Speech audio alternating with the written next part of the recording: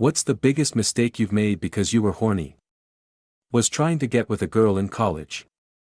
We were texting and I asked her what she was up to. She said she was training for a marathon and going to the gym and asked if I wanted to come. I ended up running 9 miles before I tagged out. So now I know how far I'd go to get laid, it's up to 9 miles. Let my ex-boyfriend dry hump me for an hour on a bench outside after summer school. The bad news, this bench behind our school was also beside a swimming pool, where parents were taking their children for swim lessons. Eventually a staff member came out and yelled at us for being inappropriate. I still have shame flashbacks today, over 10 years later.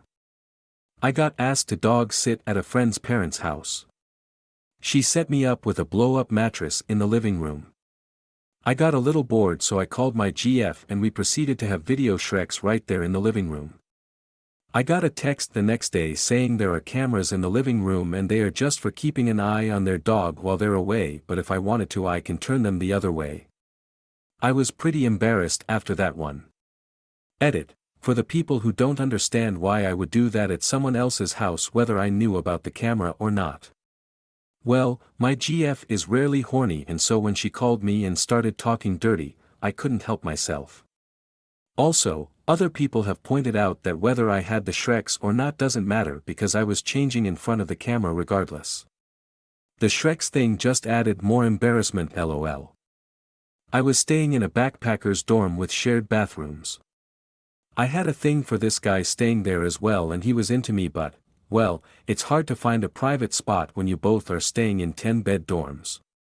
So, we did what any horny 20-something would do. We fooled around in the shower.